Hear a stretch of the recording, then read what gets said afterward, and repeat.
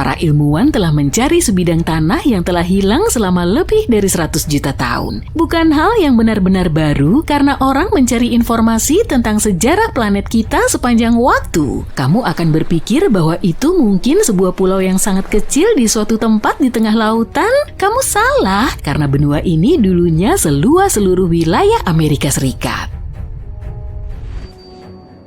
Selama ini para ahli geologi telah bertanya-tanya, apakah sebagian besar wilayah Australia kontemporer lenyap begitu saja? Beberapa orang percaya bahwa itu hanya bersembunyi di suatu tempat di dasar laut. Tapi berkat beberapa ahli dari Belanda dan 7 tahun penyelidikan, kita sekarang tahu bahwa ada potongan-potongan tanah yang hilang ini yang bercampur di bawah hutan rimbun Asia Tenggara.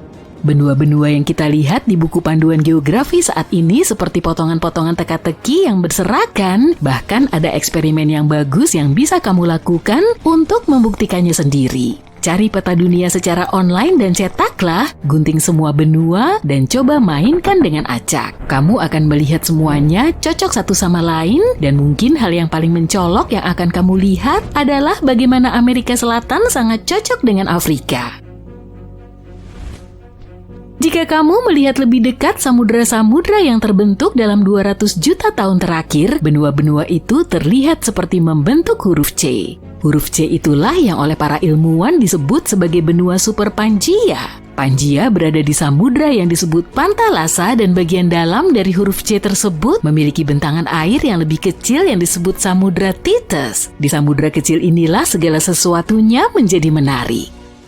Pada masa Jura, benua yang lenyap ini yang oleh para ilmuwan disebut Argoland lenyap dan meninggalkan sebuah lubang di Australia yang kini dikenal sebagai dataran Argo-Abisal. Para ahli geologi awalnya percaya bahwa ini semua disebabkan oleh proses yang disebut subduksi. Proses ini terjadi ketika satu bagian kerak bumi menukik ke bawah kerak bumi yang lain dan mendaur ulang dirinya sendiri ke dalam mantel planet.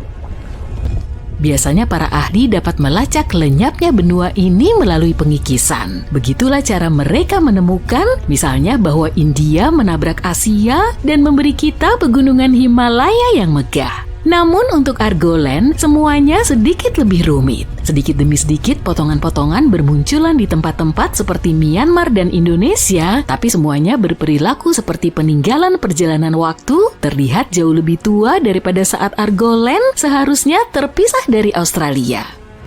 Hal ini segera menimbulkan pertanyaan, jika satu benua bisa berperilaku aneh, berapa banyak benua lain di luar sana yang melakukan hal yang sama? Untungnya para ilmuwan kini telah mengumpulkan seluruh garis waktu Argoland dan memecahkan misterinya.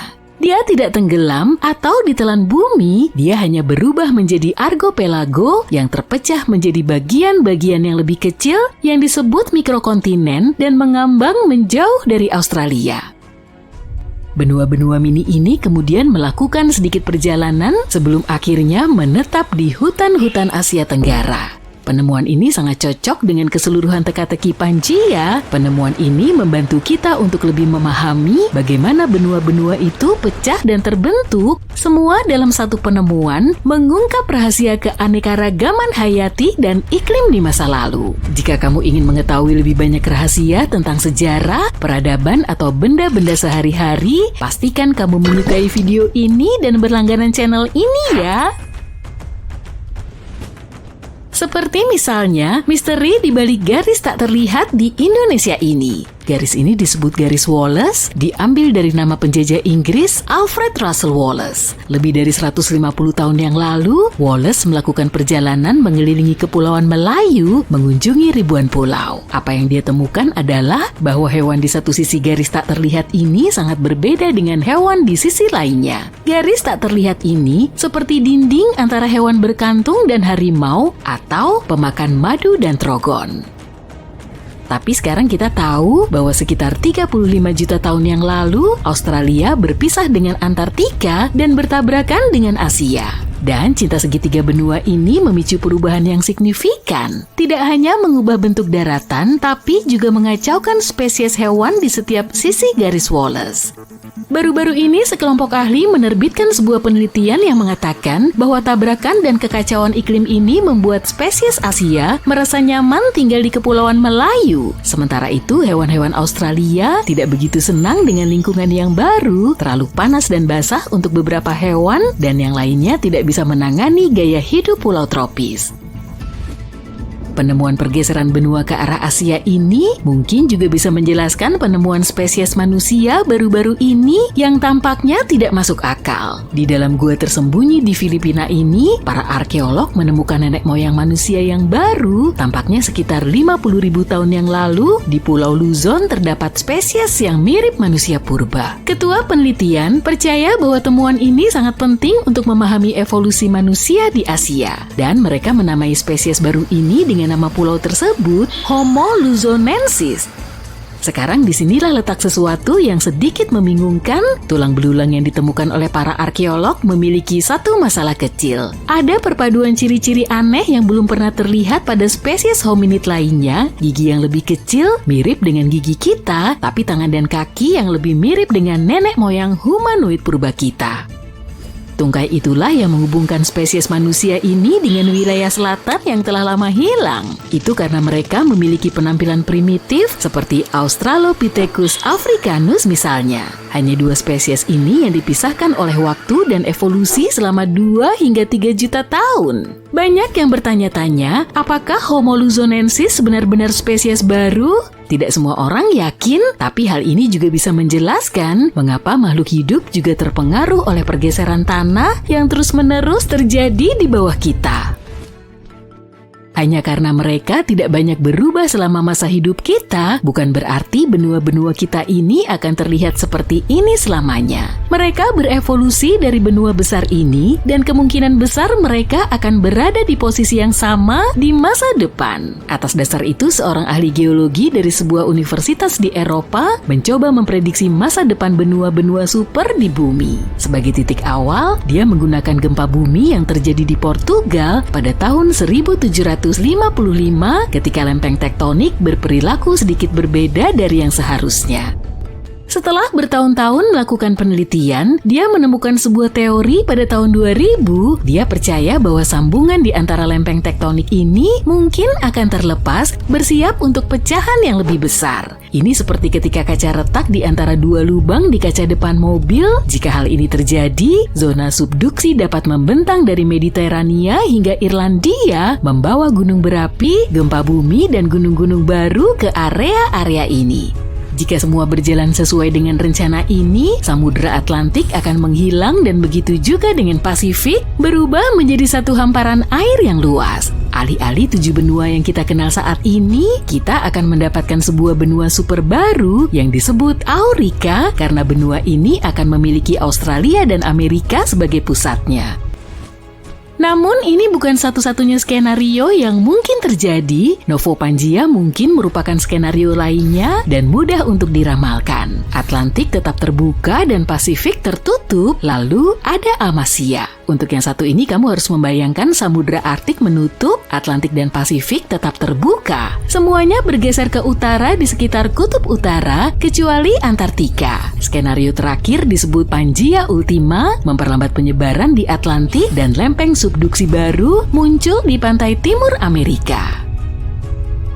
Bagaimanapun, jika semua benua bertabrakan di masa depan sekali lagi, beberapa orang mengatakan bahwa hal itu tidak akan menyenangkan untuk dialami. Dipercaya bahwa dalam waktu sekitar 250 juta tahun, kita akan merasa seperti terperangkap dalam kantong plastik yang panas dan basah. Anehnya, kantong itu akan menjadi tempat terbaik untuk hidup di bumi, daerah pesisir. Sedangkan untuk daerah pedalaman akan mendesis seperti gurun yang terbakar. Banyak spesies hewan yang kita kenal saat ini mungkin tidak akan bertahan, sedangkan bagi kita manusia, kita harus kreatif jika ingin bertahan hidup di tengah cuaca panas.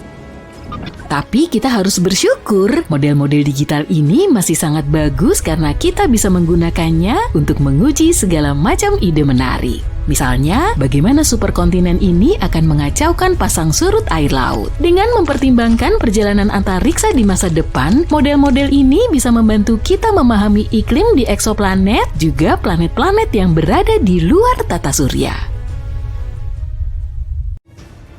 Teori tentang dunia paralel sudah lama sekali dibahas di komunitas ilmiah. Sayangnya, kita belum cukup maju untuk bisa membuktikan atau membantahnya. Tapi teori ini tetap menarik dan karena itu ada banyak legenda urban luar biasa tentang tamu dari dunia paralel. Menurut banyak orang, yuk kita simak beberapa di antaranya. Lelaki dari negara yang tidak ada.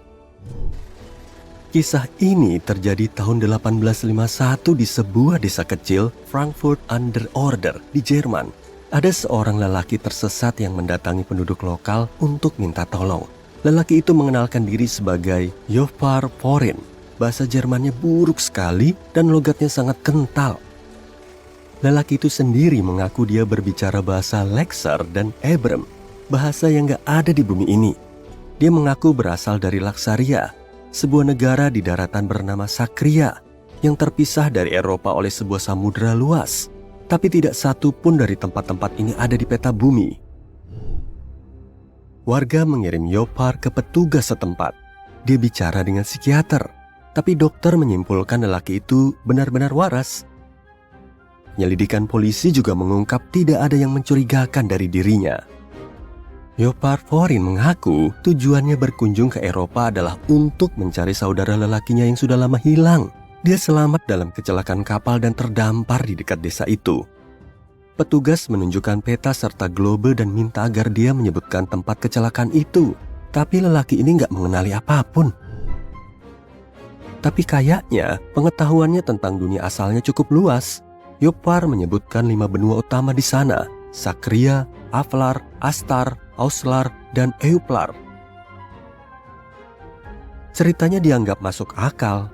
Ilmuwan dari Frankfurt memutuskan untuk mengirim pria itu ke Berlin untuk penyelidikan lebih jauh. Tapi dalam perjalanan, dia mengalami semacam serangan penyakit.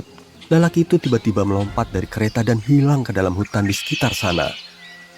Meski dilakukan pencarian yang panjang dan menyeluruh, jejak Jofar tidak ditemukan. Dia lenyap dengan cara yang sama misteriusnya kayak pas munculnya. Inspektur Leboeuf yang ditugaskan untuk mengawalnya ke Berlin menduga mungkin lelaki ini adalah makhluk dari dunia lain dan dia telah kembali ke tempat asalnya. Wanita di Highway 167. Insiden ini terjadi tanggal 20 Oktober 1969. Kisah ini pertama kali dilaporkan tahun 1988 di majalah Strange. Artikel itu mengisahkan 2 pria, Elsie dan rekan bisnisnya Charlie, nama samaran. Suatu sore, Elsie dan Charlie berkendara di sepanjang Highway 167 di barat daya Louisiana sambil ngobrolin pekerjaan. Mereka berkendara ke pusat minyak di Lafayette. Awalnya, jalan bebas hambatan itu kosong, tapi kemudian mereka melihat mobil tua yang berjalan lambat sekali di depan. Keduanya mulai membahas mobil misterius ini. Jenis mobil itu sudah nggak diproduksi sejak puluhan tahun lalu, tapi mobil itu kelihatan cukup baru. Kedua pria ini menduga mungkin itu berkat perawatan pemiliknya dan mereka kagum. Mereka mengurangi kecepatan agar bisa melihat mobil itu dari dekat. Elsie melihat tanda oranye terang bertuliskan 1940 di mobil itu. Mereka melihat sopirnya, seorang wanita muda dengan pakaian jadul, topi dengan bulu panjang dan mantel bulu. Meski hawa di luar sedang hangat, ada seorang anak di sampingnya juga memakai mantel hangat dan topi. Elsie dan Charlie ingin bicara dengannya, tapi mereka melihat ekspresi di wajahnya. Wanita itu melihat sekelilingnya dengan panik, hampir menangis. Elsie memanggilnya dan bertanya apa dia butuh bantuan. Dia mengangguk dan Elsie ngasih isyarat untuk parkir di tepi jalan. Tapi saat kedua pria itu ikut parkir, tiba-tiba mereka sadar mobil wanita itu lenyap. Mereka melihat ke sekeliling jalan dengan terkejut. Nggak mungkin dia bisa pergi jauh secepat itu, tapi mobil itu nggak terlihat. Setelah beberapa saat, seorang pria lain berkendara mendekati Elsie dan Charlie. Dia melihat semua yang terjadi dan bilang kalau mobil itu hilang begitu saja. Mereka membahas insiden itu selama beberapa jam.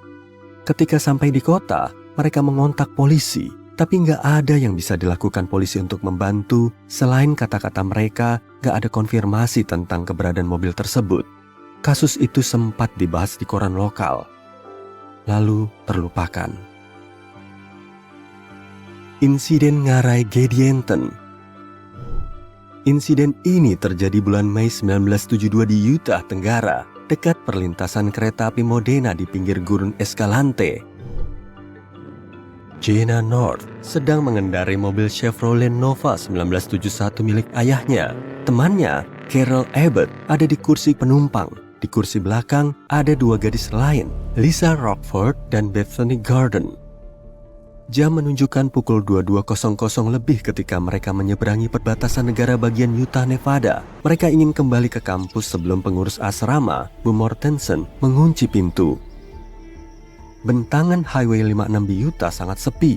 Di sana nggak ada apapun kecuali pasir dan sedikit tumbuhan. Gadis-gadis itu sangat senang ketika akhirnya melihat lintasan kereta Union Pacific di Modena. Tapi di belakang pagar jalan, Jenna melihat dua jalan bebas hambatan. Satu memasuki gurun dan yang satunya ke Ngarai Gedienten. Mereka memutuskan untuk mengambil jalan ke Ngarai. Mereka pikir ini jalan pintas ke kampus. Cewek-cewek lain lagi ngobrol saat Jenna nyadar kalau mereka nggak lagi berkendara di jalan beraspal, tapi di atas jalan semen putih. Awas! Tiba-tiba salah satu cewek berteriak. Jalan mendadak terputus di depan sebuah dinding batuan tinggi. Jalan itu buntu. Mereka harus kembali lewat jalan yang mereka lalui tadi. Sementara teman-teman Jenna mengeluh mereka akan tidur di mobil malam ini, Jenna lihat lanskap telah berubah drastis. Mereka nggak berada di gurun lagi. Alih-alih, gurun telah berubah jadi area terbuka dengan ladang-ladang gandum, semak-semak pinus, dan sebuah danau kecil di depan. Bulan purnama sedang bersinar di langit, dan itu aneh karena harusnya bulan purnama nggak terjadi malam itu.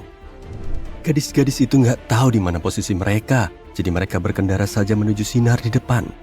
Itu bangunan yang mereka duga rumah makan atau restoran. Cewek-cewek itu melihat papan reklame terang, tapi tak seorang pun bisa membaca tulisan di papan reklame itu. Mereka nggak tahu huruf-huruf apa yang ada di papan itu. Tiba-tiba, beberapa orang keluar dari bangunan itu.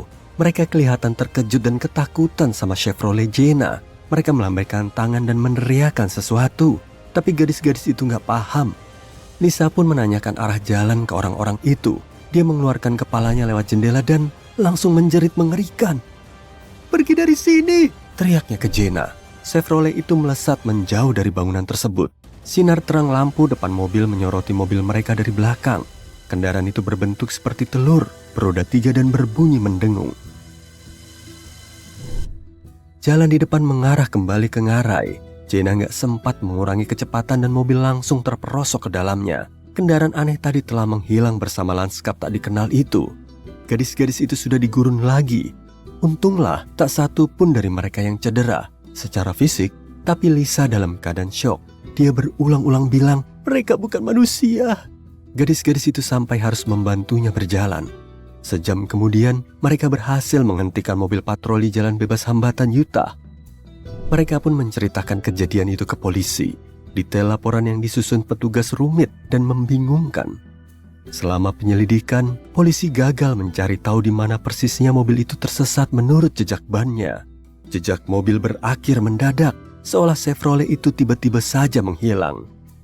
Polisi nggak bisa menjelaskan bagaimana mobil itu bisa berjalan sejauh 3 km tanpa meninggalkan jejak apapun, terutama di tanah sepadat itu.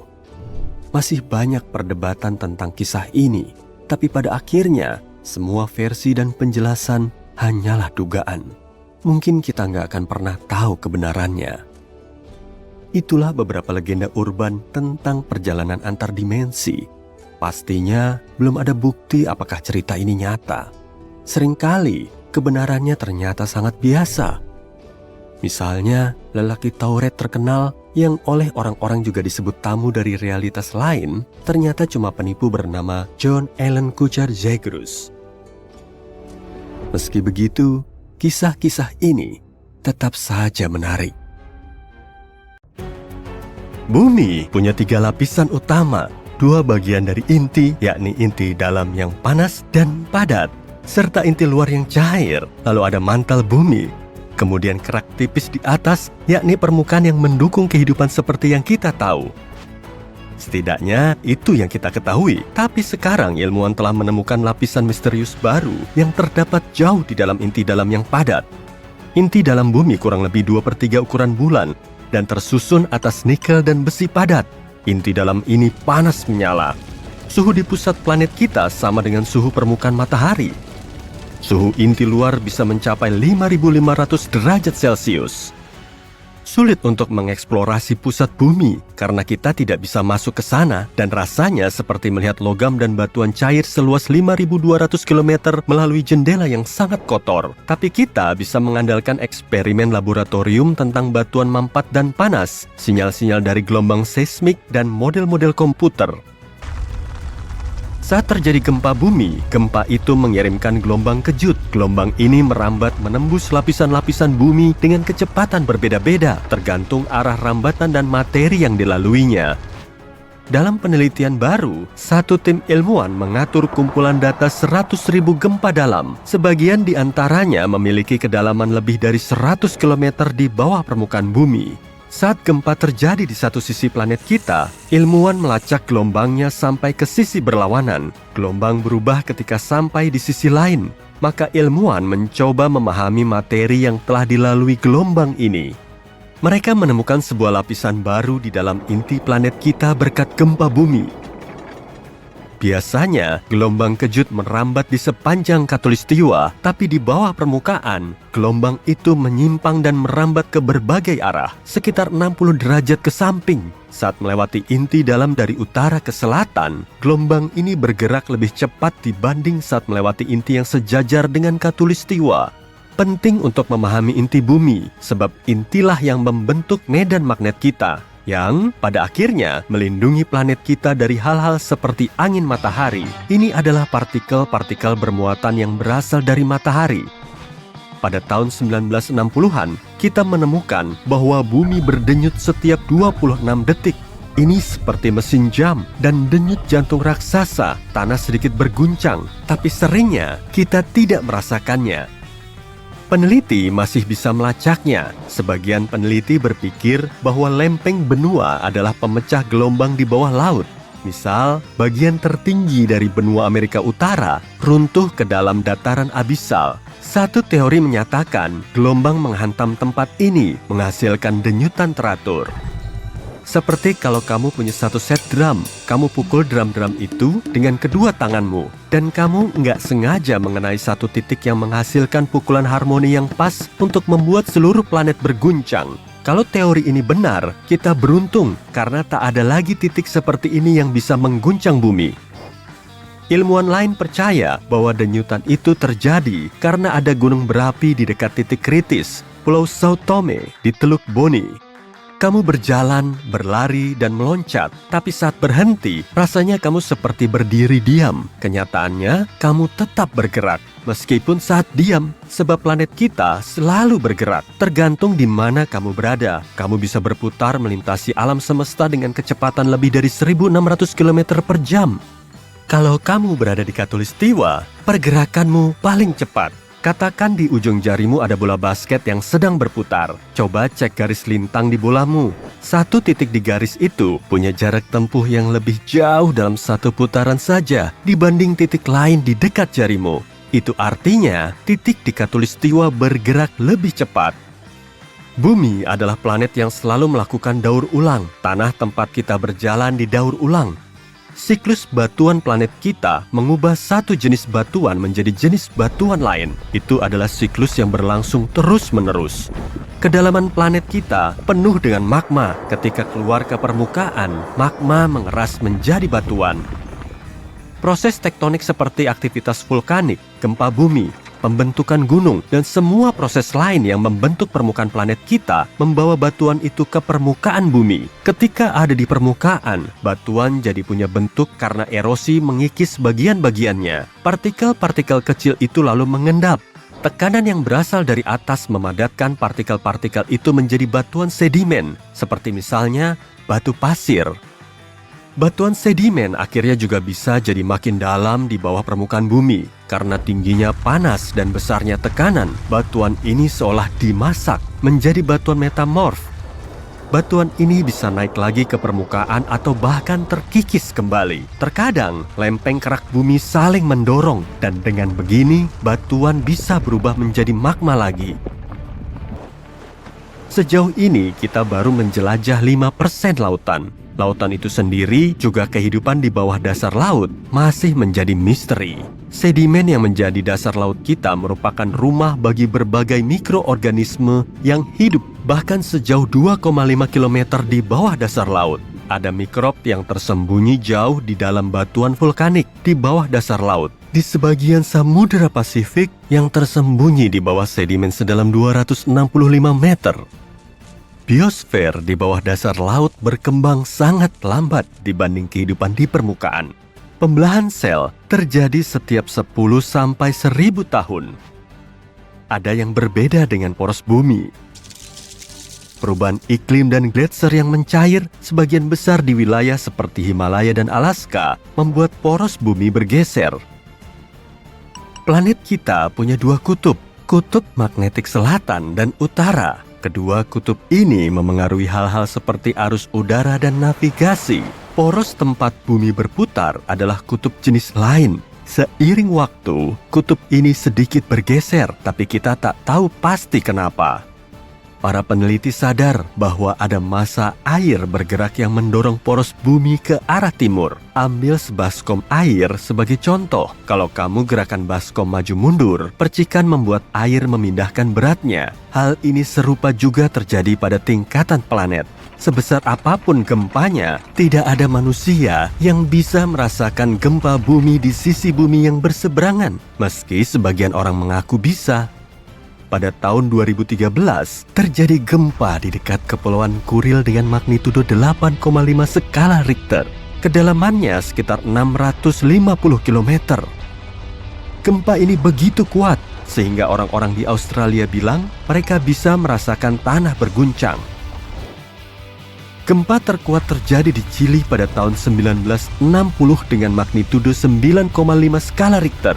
Zona retakannya membentang dari 500 km sampai hampir 1000 km di sepanjang pesisir negara itu. Gempa bumi dengan magnitudo 10 atau lebih tidak bisa terjadi. Magnitudo gempa tergantung pada panjang sesar atau patahan tempat gempa itu muncul. Makin panjang sesarnya, makin kuat gempanya. Sesar adalah patahan pada sebagian kerak bumi. Pada kedua sisinya terdapat batuan dan keduanya bergerak saling melewati. Kita belum menemukan sesar yang cukup panjang hingga bisa menghasilkan gempa dengan magnitudo 10 atau lebih. Jika itu terjadi, sesarnya akan memanjang hampir di seluruh planet. Gempa dengan magnitudo 12 membutuhkan sesar yang lebih besar daripada planet kita. Satu sisi planet kita lebih dingin dari sisi yang lain. Ada sistem yang menjaga kehangatan bumi dari dalam berupa interior cairan panas yang menyala jauh di bawah permukaan bumi. Sistem ini berputar dan di saat yang sama menghasilkan medan magnet serta gravitasi. Dengan begitu, inti bumi menahan atmosfer lebih dekat dengan permukaan planet. Bumi juga menyerap panas dari matahari, sebagian besar di permukaannya. Panas matahari tidak menyebar secara merata di seluruh bagian planet. Satu sisi planet, yakni belahan Pasifik, lebih cepat kehilangan panas daripada sisi yang satunya, belahan Afrika. Ini terjadi karena daratan memerangkap lebih banyak panas daripada permukaan laut. Dasar laut jauh lebih tipis dibanding daratan. Dan juga, suhu yang disebabkan oleh panas yang berasal dari dalam bumi menjadi lebih rendah karena besarnya jumlah air dingin di atasnya. Awan bukan cuma seperti potongan kapas lembut di langit. Beratnya lebih dari 500.000 kg dan membantu mengatur suhu planet kita. Kalau kamu mengambil semua titik air di dalam awan dan membawanya ke permukaan bumi, kamu bisa menutup planet kita dengan lapisan cairan setipis rambut manusia. Kayaknya sih nggak banyak ya, tapi air ini sangat penting bagi iklim kita. Suhu di bumi bakal jadi lebih hangat kalau bukan karena awan-awan itu.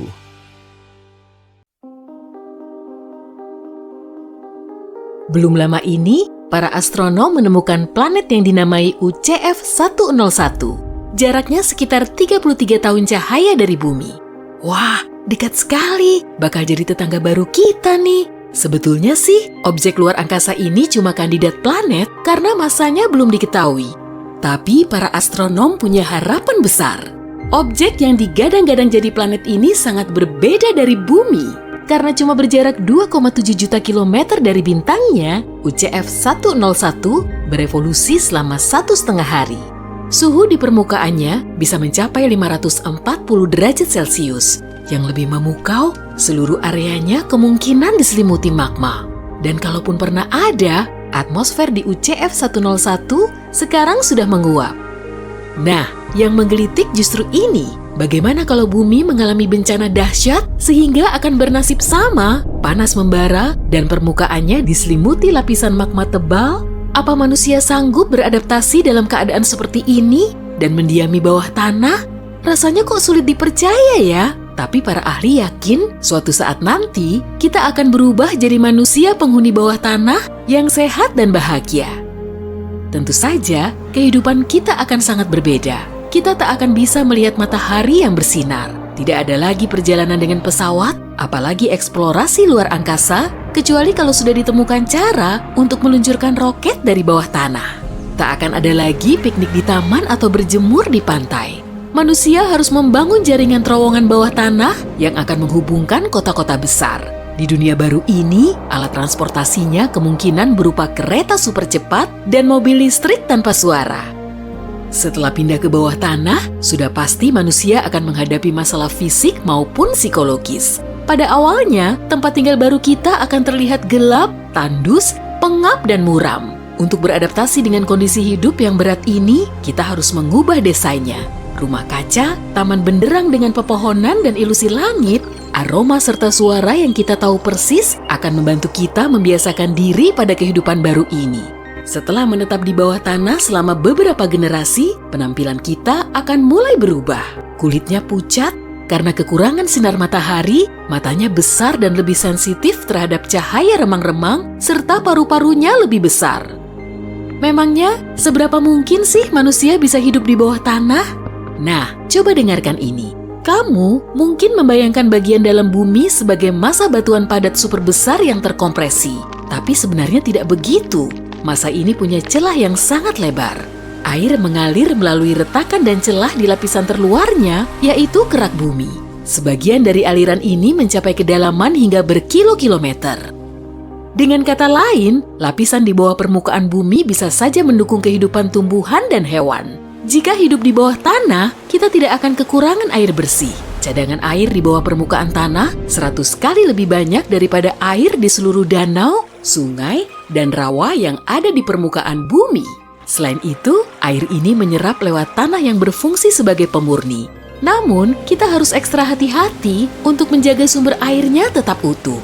Salah-salah, perkotaan di bawah tanah akan banjir dan berubah menjadi perangkap yang dipenuhi air. Hidup tanpa sinar matahari juga bukan perkara mudah. Tumbuhan tidak bisa bertahan hidup tanpa sinar ultraviolet dari matahari. Sinar ini sangat diperlukan dalam proses fotosintesis untuk mendapatkan nutrisi dari karbon dioksida dan air. Salah satu produk sampingnya adalah oksigen, zat yang kita butuhkan untuk bertahan hidup. Jadi, kalau tidak ada sinar matahari, maka tidak akan ada tumbuhan dan oksigen. Kita juga sangat memerlukan sinar matahari untuk membantu otak melepaskan serotonin. Hormon ini berfungsi meningkatkan mood dan membuat kita tetap fokus dan tenang. Berkat radiasi sinar ultraviolet B pada matahari, kulit kita bisa menghasilkan vitamin D. Vitamin ini berperan penting dalam memperkuat sistem imun serta membentuk tulang, gigi, dan otot yang sehat. Jadi, dalam kondisi hidup seperti ini, manusia harus menemukan pengganti sinar matahari. Untungnya, ada lampu LED yang bisa memancarkan panjang gelombang UV, sehingga menghasilkan cahaya yang sangat dibutuhkan manusia dan tumbuhan. Di dunia bawah tanah yang baru ini, tidak akan ada lapangan besar bermandikan cahaya matahari. Yang ada justru hamparan rumah kaca yang luas dengan lampu LED menyala dari langit-langitnya. Tumbuhan dan tanaman dialiri air daur ulang yang kaya nutrisi dengan mesin khusus. Di beberapa area yang berada di gua bawah tanah yang sempit, manusia tidak akan menggunakan rumah kaca, tapi semacam kotak kargo. Kotak ini akan dipenuhi dengan tumbuhan yang berjajar vertikal dan bolam LED berwarna biru dan merah. Sedangkan manusianya harus menyantap diet yang kaya vitamin D. Kita perlu banyak mengasup kuning telur, keju, ikan, bayam, kacang kedelai, dan sebagainya. Kalau makanan ini masih kurang, suplemen vitamin D pasti akan membantu. Tanpa sinar matahari, ritme sirkadian yang mengatur pola tidur kita akan terganggu. Saat terisolasi di suatu tempat yang gelap gulita, kita akan mudah tidur selama 48 jam berturut-turut. Itulah sebabnya, manusia yang tinggal di bawah permukaan bumi akan bergantung pada lampu buatan yang akan mengatur jam internalnya. Kita tidak akan menghadapi masalah dengan listrik karena bisa diproduksi dengan bantuan panas bumi. Inilah yang disebut energi geotermal, berasal dari kata geo yang berarti bumi dan term yang berarti panas. Energi ini bisa dihasilkan dari batu dan air panas. Planet kita terdiri dari beberapa lapisan, mirip bawang lah ya. Lapisan terdalamnya berupa inti padat yang berdiameter 2.400 km dan terbuat dari besi. Kemudian, ada lapisan luar yang mengelilinginya.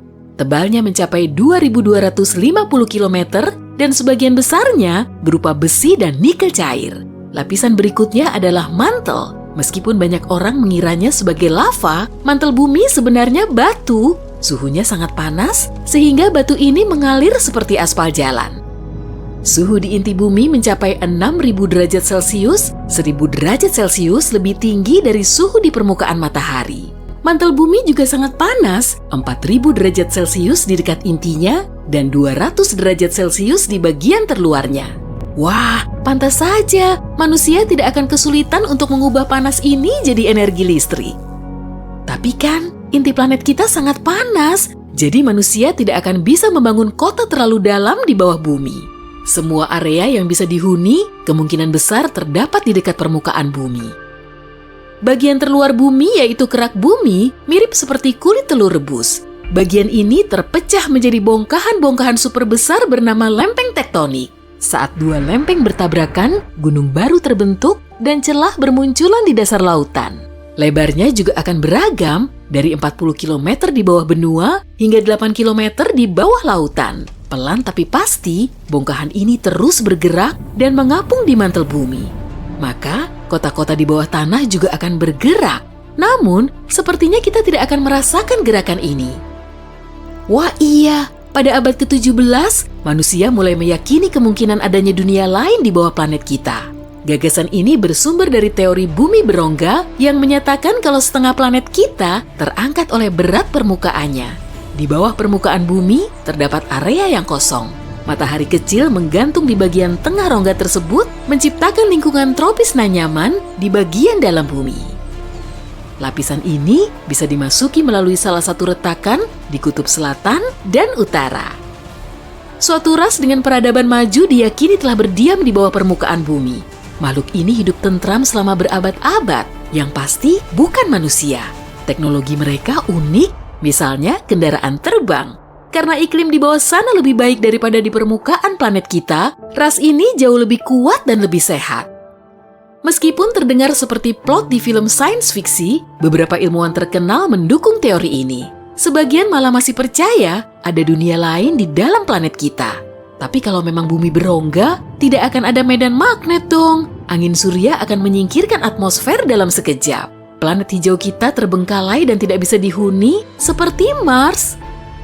Planet kita punya medan magnet karena proses yang berlangsung di inti bumi yang tidak berongga. Logam cair terus-menerus bergerak di inti terluarnya menghasilkan arus listrik. Saat bumi berotasi pada porosnya, arus listrik ini membentuk medan magnet yang kuat. Sisi magnetosfer yang mengarah ke matahari sebesar 10 kali radius bumi. Dan sisi lainnya membentang di magnetotail sepanjang 200 kali dari radius bumi. Di tambang emas terdalam di dunia, manusia bekerja di kedalaman lebih dari 3.900 meter. Sumur minyak dan terdalam di bumi, Z44 Chavio, terletak di ujung timur Rusia. Kedalamannya 12.200 meter atau setara dengan 15 kali tinggi menara Burj Khalifa. Salah satu lubang buatan terdalam dan paling terkenal di dunia yaitu Kola Super Deep Borehole. Kedalamannya lebih dari 12.200 meter. Koin yang dijatuhkan ke lubang itu akan sampai ke dasarnya selama 50 detik dengan diameter 23 cm. Lubang ini dibuat untuk tujuan penelitian. Para saintis ingin menggali lubang hingga menembus kerak bumi agar bisa melihat kandungannya. Mereka cuma berhasil melewati 1/3-nya. Kemudian, suhunya mencapai 180 derajat Celcius, membuat bornya tidak bisa beroperasi lagi. Apa jadinya ya kalau kamu berhasil menembus bumi? Entah karena keajaiban apa. Bormu akan mencapai magma cair dan batuan padat sedalam 12.900 km. Alat andalanmu juga akan terpapar suhu setinggi hampir 6.093 derajat Celcius dan tekanan ekstrim, lebih dari 300 juta kali lebih kuat daripada di permukaan bumi.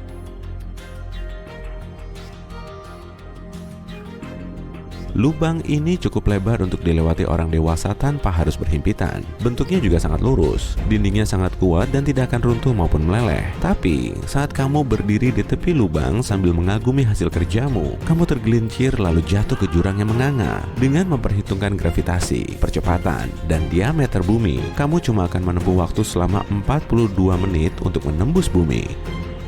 Kecepatan maksimummu sebesar 29.000 km per jam di pusat bumi, dan dalam waktu kurang dari 1 jam, kamu akan muncul di sisi lainnya planet ini. Sayangnya, di dunia nyata, kemungkinan kamu tidak akan bisa sampai melewati 1 km pun. Penyebabnya, efek Coriolis. Permukaan bumi bergerak dengan kecepatan 1.610 km per jam di khatulistiwa. Tapi bagian dalam bumi tidak bergerak secepat itu kok. Bayangkan arena balap, radius lintasan dalamnya akan lebih pendek daripada lintasan luarnya. Artinya, sesaat setelah jatuh ke dalam lubang, kecepatanmu akan lebih tinggi daripada kecepatan di lubang yang ada di sekitarmu. Setelah melintasi sejauh 1,6 km, kamu akan menabrak sisi lubang dan mulai zigzag miring dan mental. Saat kamu sudah setengah jalan menuju ke pusat bumi, kecepatanmu akan menjadi 2.400 km per jam lebih cepat daripada kecepatan dinding lubang. Tapi semisal kamu mengetahui efek ini dan berhasil menghindarinya dengan menggali lubang langsung melalui kutub bumi. Namun kali ini, cuma gravitasi yang akan menarikmu lurus ke bawah. Dalam perjalanan ke pusat bumi, kamu akan melihat banyak hal luar biasa.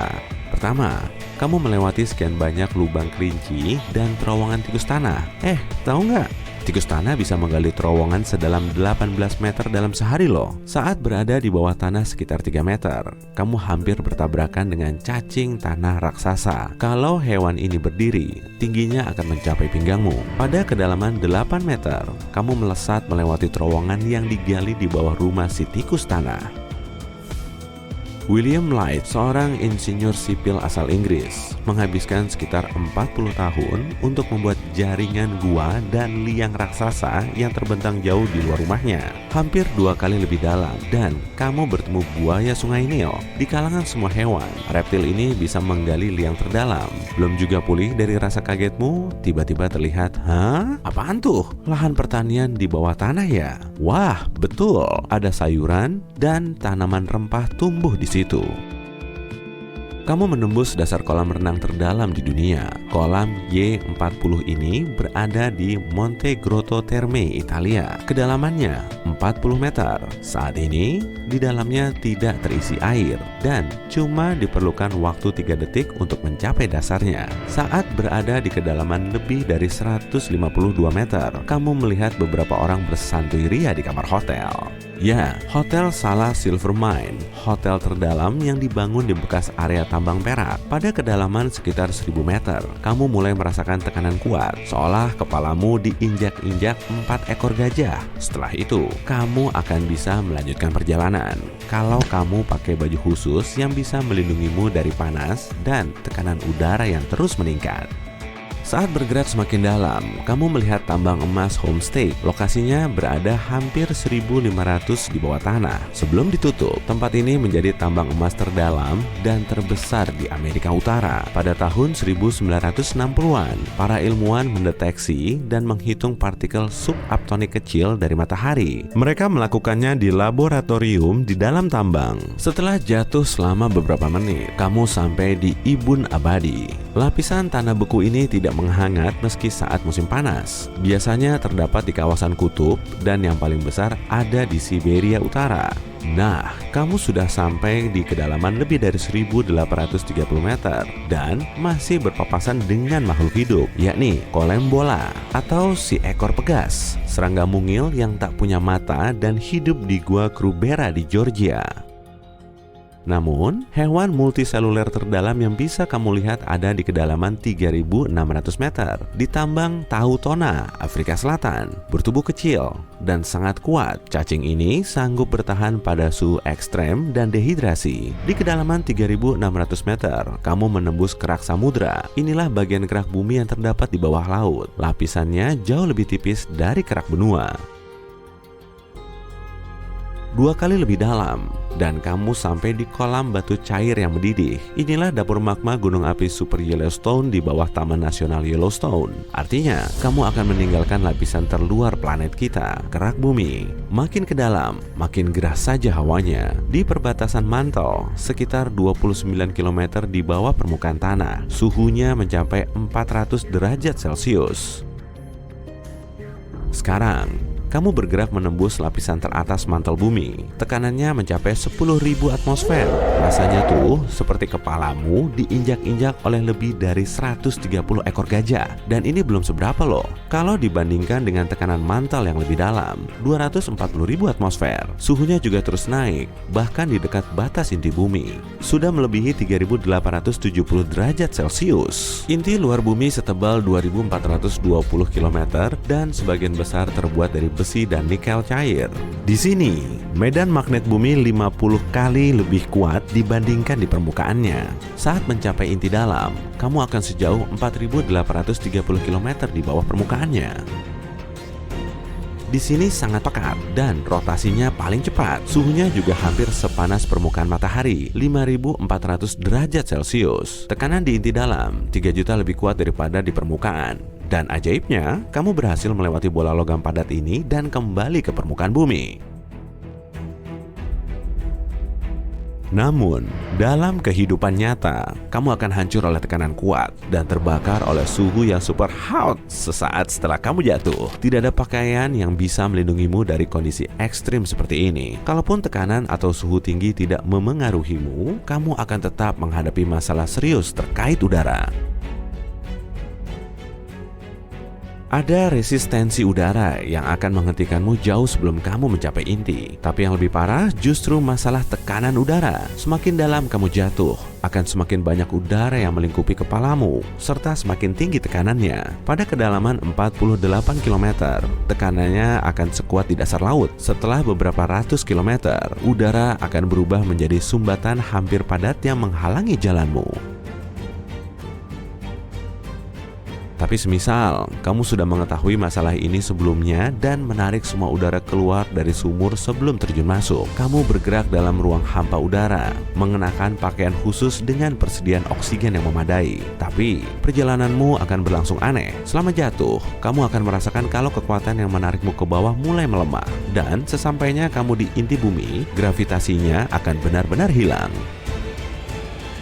Bumi adalah bola yang berbentuk hampir bulat sempurna. Itu sebabnya gaya gravitasi berasal dari massa di sekitar inti bumi yang saling berlawanan. Karena adanya tarikan yang sama kuat dari semua sisi, tubuhmu akan jadi sangat ringan. Dan anehnya, kamu akan mengambang di udara sekaligus bergerak dengan kecepatan sangat tinggi. Dalam sekejap, kamu akan menembus inti bumi dan hingga mencapai sisi lainnya.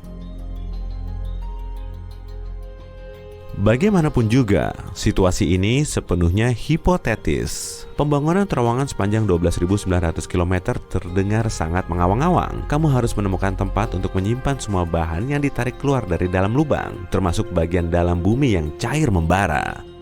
Kamu juga harus memastikan terowonganmu tidak akan runtuh saat melewati lapisan cair di dalam bumi. Dindingnya harus terbuat dari bahan yang bisa menahan panas lebih dari 5.540 derajat Celcius. Sejauh ini, tidak ada zat di bumi yang bisa tahan terhadap suhu sepanas itu. Planet ini dijuluki permata tata surya. Sebagian besar terbuat dari gas, planet ini bisa mengapung di air. Andai kamu bisa menemukan bendungan dengan lebar dan kedalaman 120.000 km. Tapi yang membuat planet ini begitu mudah dikenali adalah cincinnya yang indah, abu-abu, coklat, dan krem. Cincin-cincin ini terdiri dari debu, batu, dan es. Beberapa bagian hanya sebesar butiran pasir, sementara yang lain sebesar gedung pencakar langit. Planet yang kubicarakan adalah Saturnus, dan saat ini Bumi sedang meluncur ke arahnya dengan kecepatan super tinggi. Semuanya bermula pada hari biasa, lebih dari setengah tahun lalu. Tiba-tiba, bumi mengubah jalur yang telah diikutinya selama sekian miliar tahun. Tapi alih-alih melaju cepat menuju matahari, bumi malah menjauh dari bintangnya. Setelah dipikir-pikir, mungkin ini akan lebih baik. Kita punya lebih banyak waktu untuk mencari solusinya. Sebelumnya, bumi bergerak mengelilingi matahari dengan kecepatan 108.000 km per jam. Akibat sejumlah alasan misterius, saat bumi meninggalkan orbit, kecepatannya tetap sama. Artinya, kita akan menempuh jarak 1,2 miliar kilometer yang memisahkan planet kita dari Saturnus dalam waktu 1 tahun 3 bulan. Awalnya, tidak ada yang menyadari apa yang terjadi. Tapi beberapa jam kemudian, semua menjadi jelas. Terlepas dari kepanikan yang melanda warga bumi, keadaan di bumi masih tampak biasa saja. Tapi dalam sekejap, bumi mulai semakin dingin. Perkiraan para astronom pun negatif. Orang-orang mulai meninggalkan rumah mereka di kutub dan bergerak lebih dekat ke khatulistiwa. Sebagian besar spesies tumbuhan dan hewan mengalami masa yang sulit. Beberapa dari mereka punah, meski kita mencoba menyelamatkannya di rumah kaca dan taman konservasi khusus. Langit berubah dengan dramatis.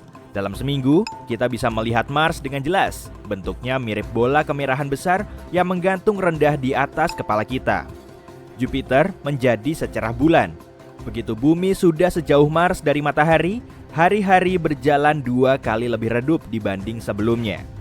Awalnya, atmosfer planet kita bertugas sebagai pembatas antara manusia dan luar angkasa. Itu sebabnya kita tidak langsung merasakan dinginnya. Tapi, 7 hari kemudian, setiap orang yang berani meninggalkan rumah mereka harus dikungkung dalam pakaian musim dingin yang berat.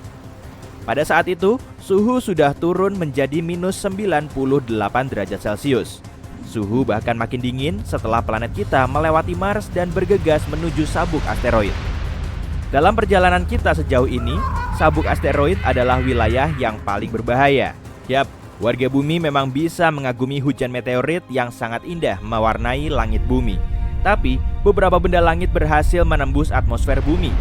Objek-objek ini terhempas ke tanah, meratakan gunung, dan meninggalkan kawah raksasa. Tsunami dan gempa bumi pun terjadi. Saat ini, sebagian besar planet termasuk lautan telah berubah menjadi gurun es. Terjadi kelangkaan makanan dan sumber daya alam. Kami telah membangun kota dan terowongan bawah tanah untuk menghubungkannya. Ilmuwan bumi bekerja siang dan malam untuk menemukan jalan keluar dari situasi ini. Jika tidak, inilah yang akan segera terjadi. Makin dekat planet kita ke Saturnus, planet bercincin ini akan muncul di cakrawala dan bentuknya akan makin besar. Tak lama, Saturnus akan bersinar lebih terang daripada bulan purnama. Bola besar berwarna coklat kekuningan akan terlihat bahkan pada siang hari. Tapi itu akan terlihat sangat indah pada malam hari. Alih-alih tidur, jutaan orang menghabiskan waktu berjam-jam memandangi Saturnus tumbuh makin besar. Suatu hari, jarak kedua planet ini akan menjadi sama dengan jarak bumi dan Mars dahulu. Cakram Saturnus akan berukuran sekitar 1/4 bulan purnama. Cincinnya akan sebesar 2/3 satelit alami kita. Tak lama berselang, kecepatan planet kita akan mulai meningkat akibat pengaruh tarikan gravitasi Saturnus. Planet bercincin ini 9 kali lebih lebar daripada bumi dan masanya hampir 100 kali lebih besar. Itulah sebabnya, alih-alih bergerak dengan kecepatan 46 km per detik, kita akan melesat di luar angkasa dengan kecepatan hampir 64 km per detik. Itu 2.400 kali kecepatan mobil rata-rata. Gravitasi Saturnus akan memengaruhi bulan lebih besar dibanding bumi. Dalam waktu singkat, satelit alami kita ini akan hilang. Bulan akan terlempar ke luar angkasa, kemungkinan besar menuju orbit elips mengelilingi matahari. Jika bumi tidak menabrak Saturnus dalam waktu terdekat, suatu hari bulan bisa berpapasan dengan planet kita lagi. Sayangnya, reuni ini tidak akan berakhir baik. Tapi apa yang terjadi di sisi Saturnus? Saturnus adalah salah satu planet terbesar di tata surya, nomor 2 setelah Jupiter. Meski cincin yang mengelilingi planet ini sangat besar, ukurannya terbilang pipih. Tebalnya kurang dari 2 km. Meski begitu, cincin utamanya cukup besar untuk membentang dari bumi ke bulan. Tapi bagaimana planet ini mendapatkan perhiasan yang menakjubkan ini? Di luar tepi luar cincin utama A, B, dan C, ada sesuatu yang para astronom sebut sebagai cincin F. Selain usianya yang sudah beberapa juta tahun, cincin ini adalah yang paling aneh. Cincin yang terus bergeser ini terbentuk dari bahan es dan amat sangat rumit. Lekukan, putaran, dan gumpalan bahan yang lebih cerah membuatnya tampak seperti kepangan. Saturnus punya lebih dari 50 bulan yang telah dikonfirmasi. 2 di antaranya adalah Pandora dan Prometheus, mengapit cincin F di kedua sisi. Mereka bergerak di luar dan di dalam cincin ini, dan bertindak layaknya gembala. Mereka menggiring partikel es menjadi pita setebal 96 km. Tapi kenapa kedua bulan Saturnus ini melakukan tarian seperti ini? Belum ada yang tahu. Yang para ilmuwan tahu adalah saat cincin Saturnus berevolusi, materi es mengumpul dan membentuk moonlet atau bulan kecil. Beberapa di antaranya tumbuh dan berubah menjadi bulan terbesar di Saturnus. Tapi 2 di antaranya bertabrakan. Begitulah cincin misterius F muncul. Jika bulan kecil hanya terdiri dari partikel es kecil, tabrakan luar angkasa hanya akan membentuk cincin tanpa ada sisa yang lain. Tapi bulan kecil ini memiliki bebatuan padat yang tetap utuh dan berubah menjadi Pandora dan Prometheus. Kita belum punya bukti bahwa Saturnus pernah bertabrakan dengan objek angkasa besar lain. Bumi kita mungkin yang pertama. Tapi sebelum menabrak planet itu, kita harus melewati cincinnya, termasuk cincin F. Dan planet kita tidak akan menerobos dengan mudah begitu saja. Cincin Saturnus terbuat dari partikel-partikel kecil. Gravitasi bumi akan menarik beberapa di antaranya keluar dari orbit setelah kita lumayan dekat. Ini akan menghasilkan rangkaian panjang batu yang akan mencapai planet kita. Dan nanti, saat kita melesak masuk, awan partikel es akan terseret di belakang bumi. Tapi ini tidak akan cukup kuat untuk menghilangkan cincin Saturnus sepenuhnya. Cincin ini akan terus mengitari planetnya, tapi orbitnya akan berubah dan menjadi lebih memanjang. Pita bebatuan yang indah pun akan hilang. Seiring waktu, cincin-cincin itu mungkin bisa terbentuk lagi. Tapi, bumi tidak akan memberi kesempatan seperti itu. Tabrakan dengan planet kita tetap akan membuat Saturnus terluka. Jika masih ada kemungkinan untuk mengintip ke langit, orang-orang bisa melihat cincinnya hilang satu persatu, tapi tidak lama. Dalam waktu singkat, bongkahan batu terbesar akan mulai menghantam permukaan planet kita, menyelimuti tanah bumi yang tak berpenghuni dengan kawah-kawah. Dalam skenario terburuk, bumi bahkan mungkin bertabrakan dengan salah satu dari sekian banyak bulan Saturnus. Tapi mari bayangkan, kita berhasil melewati area ini dalam keadaan utuh. Dan sekarang planet kita sangat dekat dengan Saturnus. Raksasa gas mungkin tampak kopong, tapi bumi tidak mungkin bisa terbang menembus bola gas besar ini sampai ke sisi lain. Gravitasilah yang menyatukan semua gas ini. Gaya gravitasi itulah juga yang akan membuat planet kita bergerak makin cepat. Makin dekat bumi ke objek antariksa yang jauh lebih besar, makin kuat tarikannya. Ini akan menyebabkan garis patahan di bumi terbelah sekaligus memicu letusan gunung berapi yang dahsyat di seluruh dunia. Kemudian, dengan kekuatan yang sangat besar, planet kita akan menabrak Saturnus.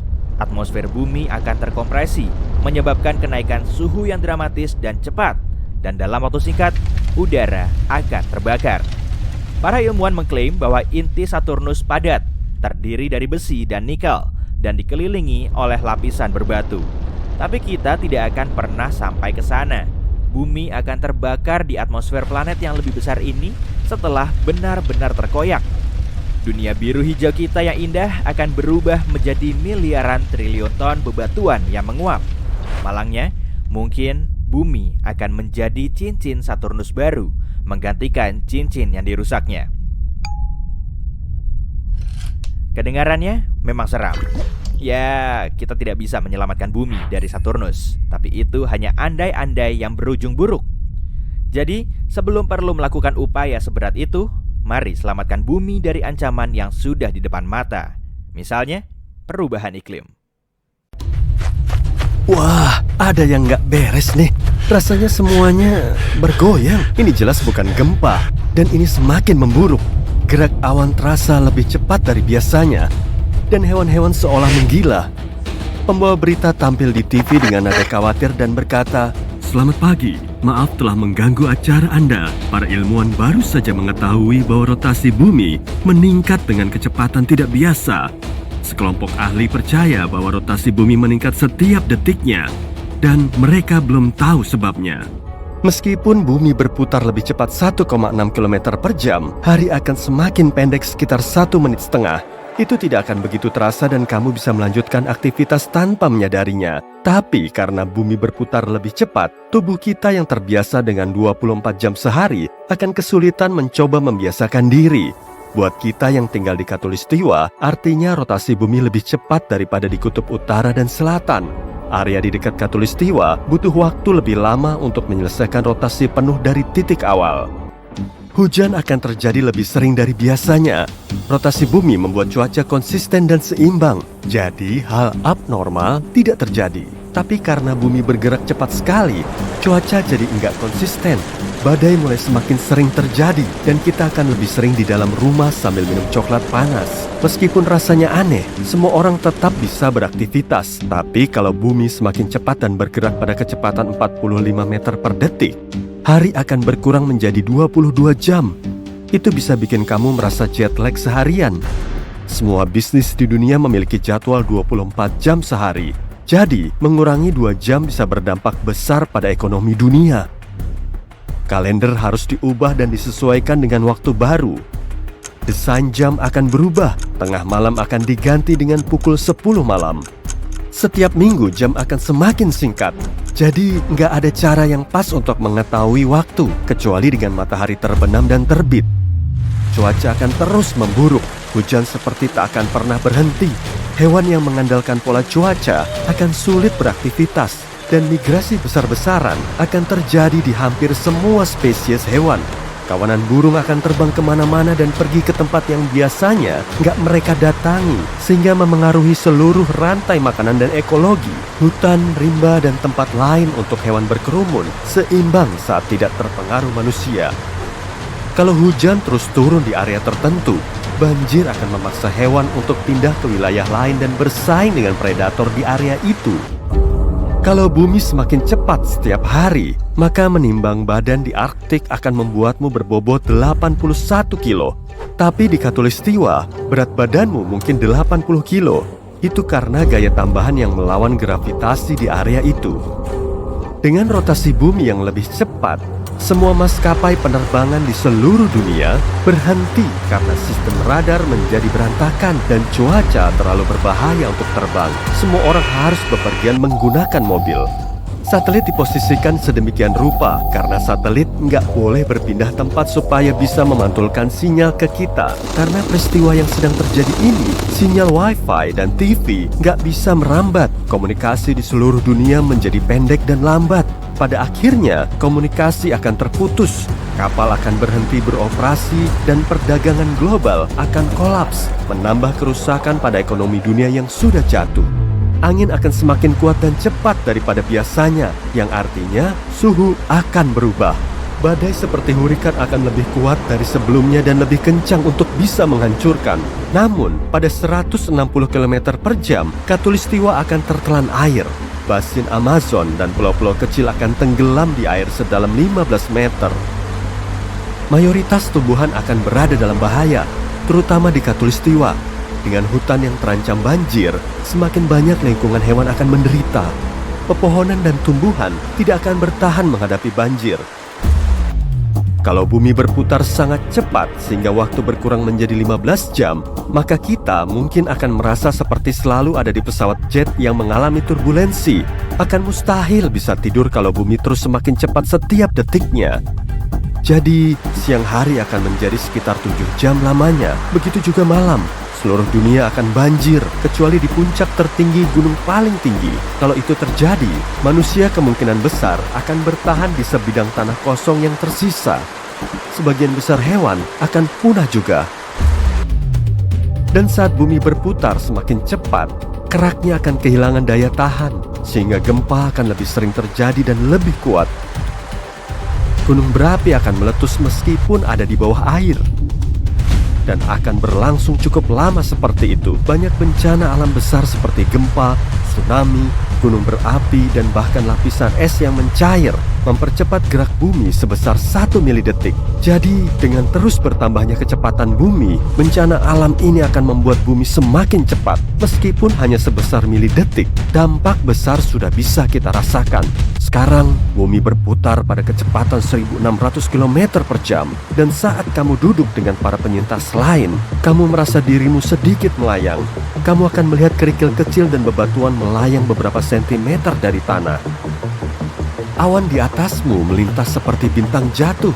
Udara sangat lembab karena air naik ke atas, membentuk awan tebal yang siap menurunkan hujan. Tapi karena gravitasi semakin lemah, hujan tertahan di udara. Banyak benda kecil melayang seperti di ruang angkasa. Siang dan malam hanya berlangsung beberapa jam. Pada titik ini, seluruh dunia akan banjir dan kerak bumi akan hilang 80%. Kalau ini terus berlangsung, tidak akan ada lagi makhluk hidup, kecuali mungkin makhluk mikroskopis yang bisa tahan pada kondisi ekstrim dan keras.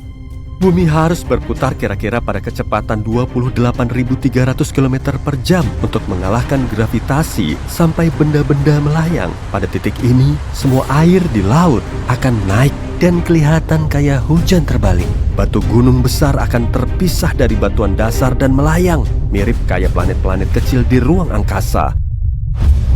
Kini, bumi berputar 17 kali lebih cepat daripada biasanya, sehingga satu putaran penuh pada porosnya hanya berlangsung 84 menit, bukan 24 jam. Kalau kamu mampu bertahan selama itu, kamu akan melihat siang dan malam berlalu dalam sekejap. Kamu juga akan melayang tanpa tujuan di langit, terbentur batu dan permukaan lain. Kamu tidak akan mengenali apapun lagi. Kerak bumi terbelah dan menunjukkan magma di bawahnya. Jadi mendarat bukanlah pilihan. Kamu akan melihat luar angkasa seiring semakin tinggi kamu melayang.